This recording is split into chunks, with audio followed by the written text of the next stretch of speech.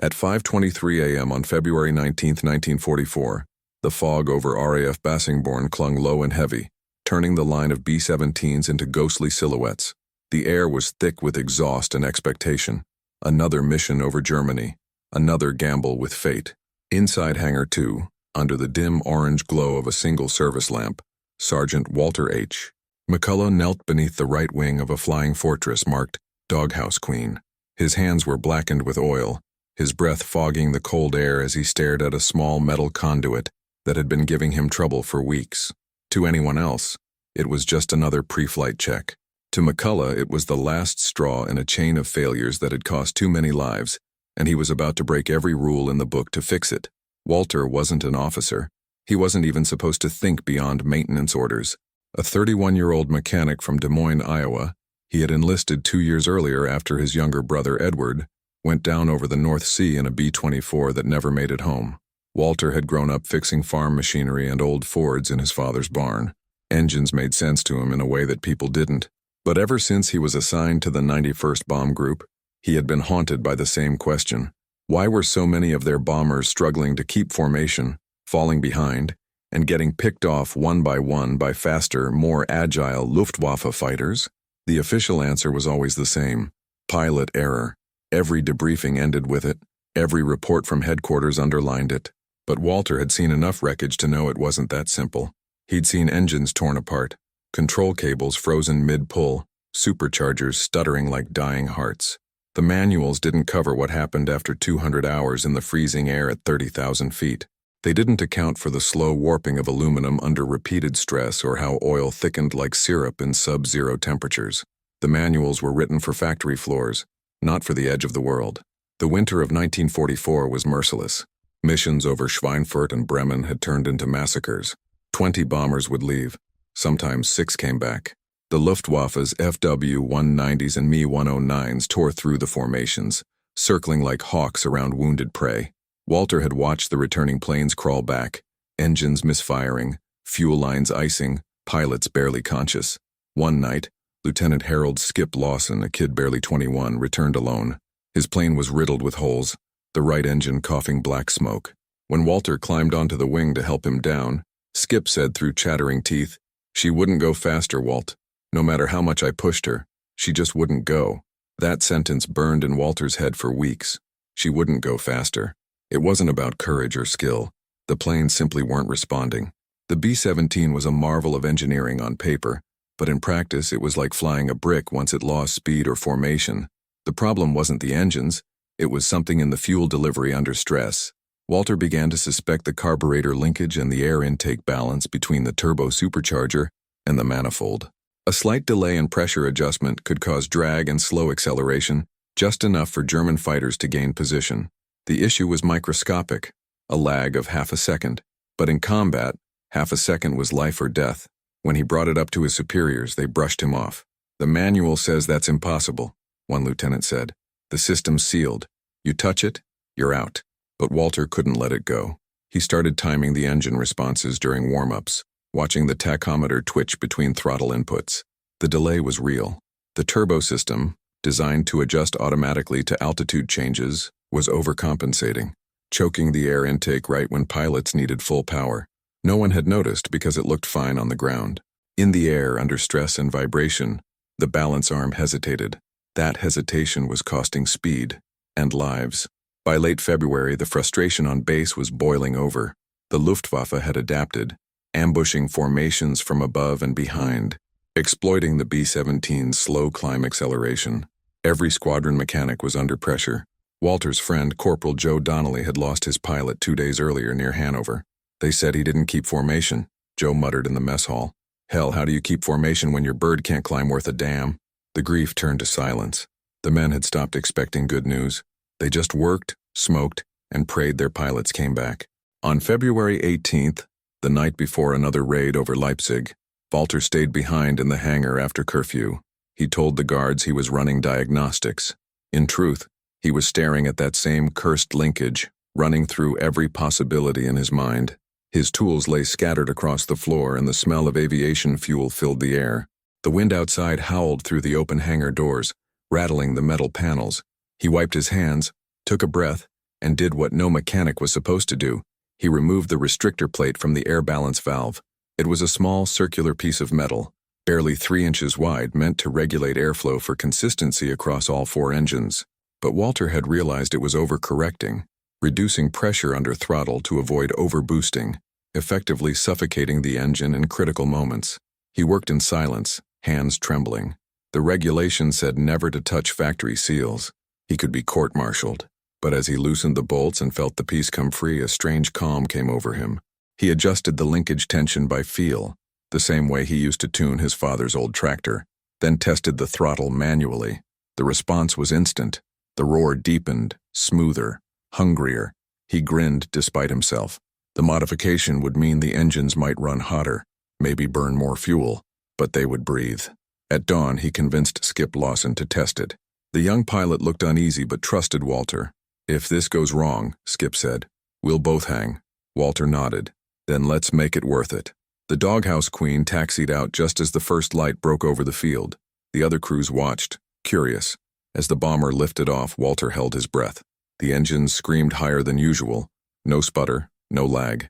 She climbed fast, cutting through the morning haze. By the time Skip radioed back, his voice crackled with disbelief. "Walt, she's flying like she wants to race the sun. That test flight changed everything, though no one knew it yet." Skip reported a climb rate nearly 20% faster than before. The plane handled better, responded quicker, and maintained formation with ease. Walter pretended he'd just done routine tuning when asked by superiors, but word spread through the hangars like wildfire. Pilots began requesting McCullough's touch on their planes before missions. By the 3rd day, half a dozen crews had quietly removed the same restrictor plate. None of them filed a report. That was the beginning. The quiet, unauthorized moment when one mechanic, driven by grief and instinct, turned the tide of a losing battle without ever leaving the ground. What Walter didn't yet know was that his modification, though simple, had set off a chain reaction across the 8th Air Force. Within a week, other squadrons were noticing that certain B-17s seemed to run faster, climb harder, and make it back more often, and nobody could explain why. By the time the February winds had turned the muddy paths of Bassingbourn into rivers of frozen slush, word of McCullough's miracle tuning had already slipped through the ranks like contraband whiskey. No one spoke about it in front of officers, but among the crews, in the smoke-filled tents at the mess line, around barrels turned into makeshift tables, pilots whispered that something had changed. "Doghouse Queen now climbed like a Mustang," they said. Skip Lawson had outpaced 2 squadrons on the way to the coast and returned with fuel to spare. Mechanics from other hangars started watching Walter more closely, trying to guess what he had done. He told them nothing, not because he wanted credit, but because he knew the wrong ear could end everything. The official reports that week were contradictory. Group Command was confused. The 91st Bomb Group's losses had suddenly dropped, not dramatically, but noticeably. The same formation that had lost 6 bombers over Bremen lost only 1 over Leipzig. Debriefings mentioned improved performance, steadier engines, better climb. Yet the weather had been the same, the enemy presence unchanged. Some officers chalked it up to luck, others to improved escort coverage from the P-51s. But down in the hangars, the mechanics knew better. Something mechanical had shifted, and it had started with the man from Iowa. Walter McCullough never saw himself as a hero. To him, a plane was a living thing. It breathed, strained, and complained like any creature under stress. When you worked on enough engines, you could tell what they were saying. The B-17s had been telling him for months that they were suffocating, forced to follow rules written by men who'd never touched a wrench in the mud. His modification, removing the restrictor plate, adjusting the linkage tension, gave them air, pure, unfiltered oxygen. 3 days after Skip's test flight, Walter was ordered to assist in emergency repairs for another aircraft, Iron Maggie, a veteran fortress that had survived 21 missions but whose pilot, Captain Lewis Reeves, complained she couldn't outrun a cloud. Reeves was skeptical of mechanics. He'd lost 2 co-pilots and believed machines failed because men grew careless. But Walter saw something else. The same delay in engine response, the same choking growl. Late that night, while the others slept, he crawled beneath the nacelle with his flashlight, hands numb from the cold, and performed the same adjustment. The next morning, Iron Maggie took off for a bombing run over Hanover. Reeves didn't know what had been changed, but halfway through the mission, when he dove to avoid flak, the aircraft surged forward as if it had shed its weight. When he throttled up to rejoin formation, the engines answered instantly. No hesitation, no lag. His co-pilot swore they'd caught a tailwind, but Reeves knew better. When they landed, his first words were, "Who touched my engines?" Walter stood silent in the corner of the hangar as Reeves stormed in, furious but confused. The pilot stared at him. "You did something. Don't deny it." "She's never flown like that." Walter hesitated, then said softly, "Just gave her room to breathe." Reeves didn't report him. Instead, he patted his shoulder and muttered, "Keep doing whatever the hell that was." By the end of the month, an unspoken conspiracy had formed. Mechanics across the base began passing along the modification like a secret handshake. No paperwork, no orders, just quiet understanding. The tools moved from hand to hand, notes scribbled on cigarette cartons or scratched into metal trays. A few even crafted their own balance valves from spare parts, refining the idea further. Each night, the hangars glowed under single bulbs as men worked silently, tightening bolts, listening to engines roar differently, fuller, stronger. But with every improvement came risk. The 8th Air Force operated under strict engineering protocols. Every modification had to be approved by Wright field engineers back in the States, and field alterations were considered violations of military procedure. A rumor began to circulate that inspectors were being dispatched to investigate irregular tuning across several bomber groups. If they found the unauthorized changes, McCullough would face court-martial. Walter began to sleep less. The anxiety gnawed at him. He had crossed a line he couldn't uncross, but then he would hear the distant rumble of engines in the morning sky, see the silver shapes climbing toward the clouds, and remember why he did it. Every time a B-17 failed to return, the airbase went quiet. The mechanics would line up as the surviving crews landed, counting each plane like a heartbeat. Each missing one was a friend, a name they wouldn't say at dinner. One evening, after a mission over Regensburg, Skip Lawson found him alone in the hangar. The young pilot looked shaken. "They hit us hard," he said, "but we came back faster than they could track. Walt, I swear, we outran them." He reached into his flight jacket and pulled out a small metal cross blackened from heat. "This was Ed's," he said. Walter froze. Ed McCullough, his brother, had worn the same kind. Skip explained he'd found it in the wreckage of a downed B-24 months earlier and had been carrying it since. He placed it in Walter's palm. "Guess your brother's watching over us after all." That night, Walter didn't speak. He sat beside the plane, holding the cross, the oil-stained metal glinting in the light. Maybe it wasn't just machinery he was repairing. Maybe it was something deeper, a way to make peace with the men who never came back. By March, the pattern was undeniable.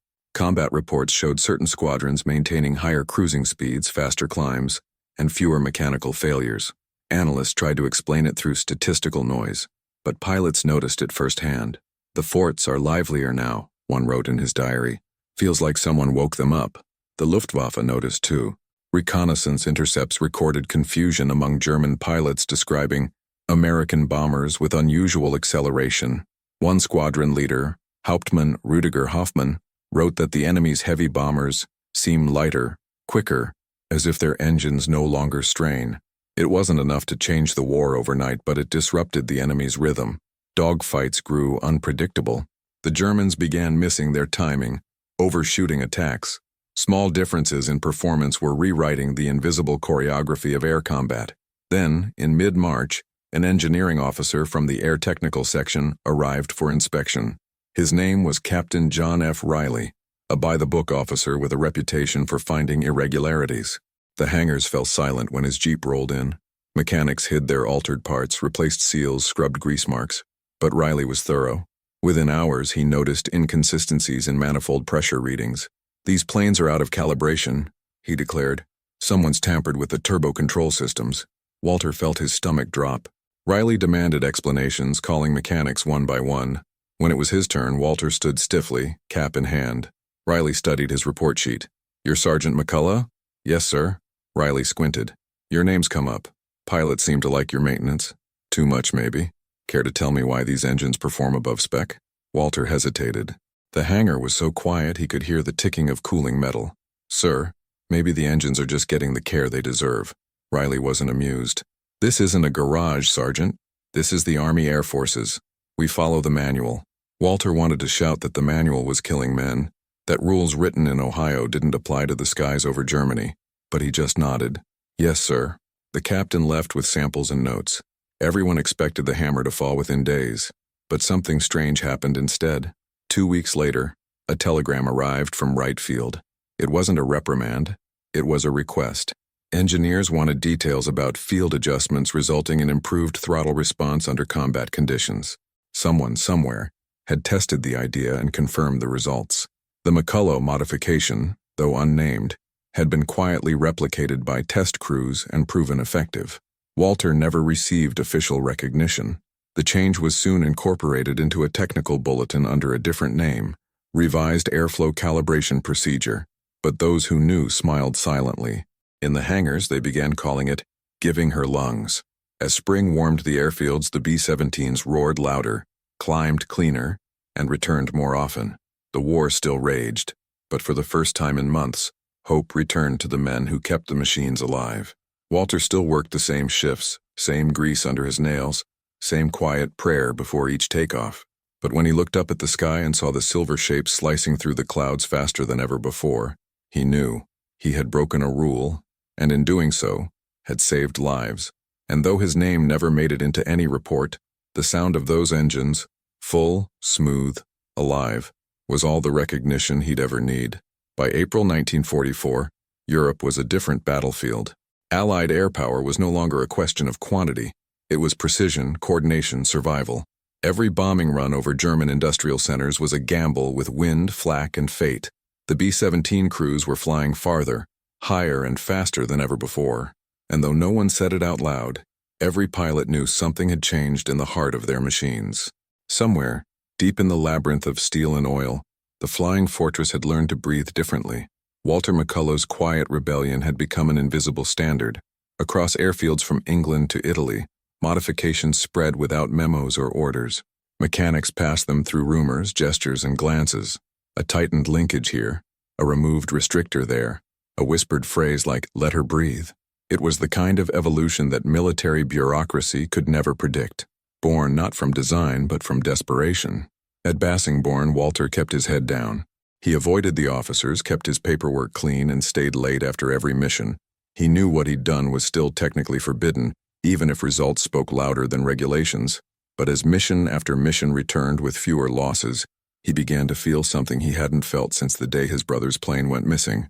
Purpose, not pride. Just the simple knowledge that what he touched mattered. Then came April 8, 1944, the day the sky over Brunswick turned black with smoke and fire. The 91st Bomb Group was ordered to strike the Messerschmitt assembly plants, one of the most heavily defended targets in northern Germany. Intelligence had warned of increased fighter activity.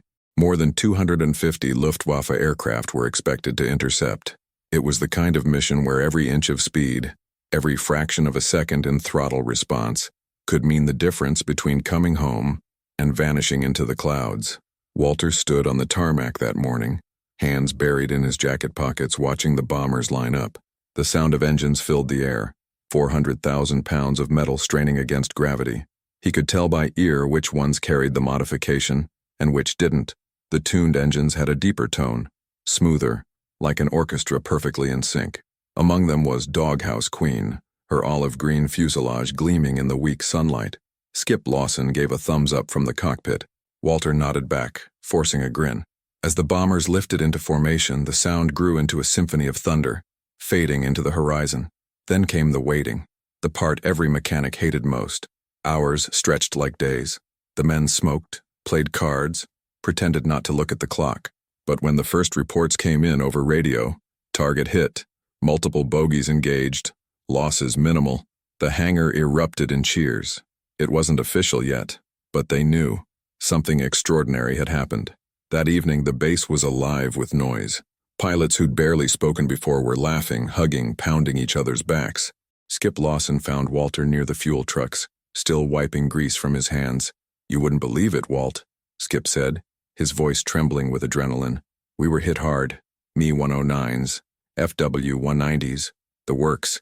But when they came in from the rear, we throttled up and left them behind. The fortress moved, like she'd been waiting for this day." Walter just nodded, his throat tightening. "She did what she was made to do," he said quietly. But amid the celebration, there were eyes watching. Captain Riley, the inspector from March, had returned, not to arrest anyone this time, but to understand. He'd been reassigned after his initial report had caught the attention of right field engineers, who now wanted more data. Officially, the Army Air Forces were calling it a field-adapted airflow optimization. Unofficially, they wanted to meet the man who started it. Riley approached Walter later that night, in the dim light of the mess hall. "I should have written you up," he said, lighting a cigarette. "But I didn't, you know why?"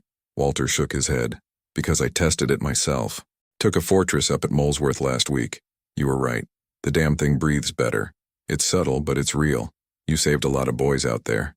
He took a drag, exhaled smoke through his nose. "They won't put your name on it, though. Not how this place works." Walter looked down at his hands, the same hands that had broken regulation and remade the sky. "Doesn't matter," he said. They came home. In the months that followed, the change became doctrine. Silently, then officially, technical orders were revised to allow for increased tolerance in turbo-supercharger air balance. By May, nearly every B-17 flying out of England had the adjustment. The improvement wasn't dramatic on paper, maybe a 6% climb rate increase, a marginal boost in acceleration, but in the chaos of air combat, it was revolutionary. Formation integrity improved. Stragglers vanished. Enemy kill ratios began to tilt. Pilots noticed the difference immediately. "It's like flying a living thing," one captain wrote in his logbook. "Before she fought me. Now she answers." The Luftwaffe, stretched thin and running out of fuel, began to lose confidence. German intelligence analysts were baffled. "The Americans have modified their bombers," one report concluded. "The engines seem more responsive, but no external change is visible." They searched captured planes for clues, finding nothing. The truth was hidden in a handful of adjusted bolts and a missing plate, invisible to anyone who didn't know where to look. One afternoon in late May, Walter received an unexpected visit. It was a colonel from Air Technical Command, accompanied by two men in civilian suits. They introduced themselves politely, asked him about his service, his maintenance procedures, his theories about airflow regulation. Walter answered carefully, describing general principles without confessing the exact modification. The colonel smiled faintly. "You understand, Sergeant," he said, "that what you've done here, whatever it was, may have shortened this war, but innovation in this outfit is a dangerous word." When they left, Walter felt both proud and uneasy. The sky had become a little safer, but his part in it would remain a secret filed under field anomaly. Still, that night, as he walked along the silent runway under the moonlight, he thought of his brother again. Ed had died because a machine didn't respond when it should have. Now maybe someone else's brother would live because one finally did. The summer of 1944 brought D-Day, the beginning of the end. B-17s and B-24s blanketed the French coast, their engines roaring in perfect harmony. Walter and his crew worked around the clock, patching bullet holes, replacing wings, cleaning oil from undercarriages. The air smelled of burnt rubber and victory. One morning, after a long night of repairs, he sat outside the hangar drinking lukewarm coffee, watching dozens of Fortresses glide overhead toward Normandy. He realized that nearly every one of them carried his adjustment. It wasn't just a fix anymore. It was a legacy, but the war had a way of erasing names. When General Hap Arnold later spoke of technical refinements that improved operational efficiency, no mention was made of field mechanics or sergeants. Factories adopted the adjustment quietly, rolling out new B-17Gs with recalibrated valves, as if they'd always been that way. Manuals were rewritten, diagrams redrawn. The modification was now doctrine, but the man behind it faded back into the noise of history. Months later, when Germany surrendered, Walter didn't celebrate like the others. He just sat on a crate outside the hangar, watching the sunset over the English countryside. For the first time in years, the sky was empty. No engines, no contrails, no sound but the wind. Skip found him there and handed him a folded piece of paper, a photograph of Doghouse Queen, her crew standing in front of her after their final mission. On the back, the men had signed their names, along with a single sentence. "You gave her wings, Walt." He smiled faintly, tucking the photo into his pocket. The war had been won by generals and machines, but also by the invisible hands that dared to see differently. He never wrote about what he'd done, never claimed credit. When he returned to Iowa after the war, he opened a small garage near Des Moines, fixing tractors and pickup trucks, helping farmers keep their fields running. Every now and then, a young mechanic would ask about his service, and he'd just say, "I kept planes in the air." Years later, a military historian stumbled across an unmarked file at Wright Field labeled Experimental Carburetor Response Adjustments, 1944. Inside were handwritten notes referencing an unnamed sergeant from the 91st Bomb Group. No official citation, no commendation, just a remark scrawled in pencil at the bottom. Improvement verified in combat, origin uncertain. And so, his story remained where most true acts of innovation do, hidden beneath the noise, carried not in medals or documents but in the living memory of those who made it home. In 1947, long after the engines had gone silent, a letter arrived at a small farmhouse outside Des Moines. It bore no insignia, just a return address from U.S. Army Air Force's Technical Command. Inside was a simple note, unsigned. Your contribution helped us understand more than you know. The adjustment became standard procedure across the fleet. Thank you for seeing what others didn't. There was no medal, no name, no promise of recognition, just quiet acknowledgement that the war had turned in part because one man had refused to look away. By then, Walter McCullough had already moved on. His hands, once blackened with aviation oil, were now stained with soil and grease from repairing plows and engines for neighbors who could pay only in corn or gratitude. He never told them that his small-town garage had once been a hangar, and that the same hands that fixed their tractors had once touched the wings of the flying fortress. Some nights, when thunder rolled across the plains, he'd pause and listen. The low rumble sounded almost like the sky remembering. Those who had served with him never forgot. At reunions years later, when the surviving men of the 91st Bomb Group gathered in old hotel banquet halls, someone would always mention the mechanic from Iowa. The story changed each time. Some said he rebuilt the engines, others that he'd found a secret blueprint, but the essence remained. He was the man who made their planes fly when everything else was breaking apart. They raised glasses to him quietly, the way soldiers honor a ghost. Decades passed. New wars came and went. Jet engines replaced propellers. Radar replaced instinct, and the old hangars at Bassingbourn turned to dust. Yet the legacy of that invisible adjustment, that tiny violation of a rule, lived on in the DNA of every machine designed to react faster, climb harder, and survive longer. It wasn't in any textbook or technical diagram. It was in the philosophy that machines must adapt to men, not the other way around. In his final years, Walter rarely spoke of the war. His daughter once asked why he never hung his service medals. He smiled faintly and said, "Because the best things I did no one ever saw." When he passed away in 1972, they found in his workshop a small metal box filled with keepsakes, a folded photograph of Doghouse Queen, a tarnished cross, and a note written in his own handwriting. For every man who ever fixed something no one asked him to, and saved someone who never knew. History books would never mention his name. But high above the clouds, where the roar of engines once drowned out fear, his work remained, unseen, uncredited, eternal. The war may have ended with signatures and flags, but it was truly won in places like that, in cold hangars, under dim lamps, where quiet men bent metal against the rules and gave wings to the impossible.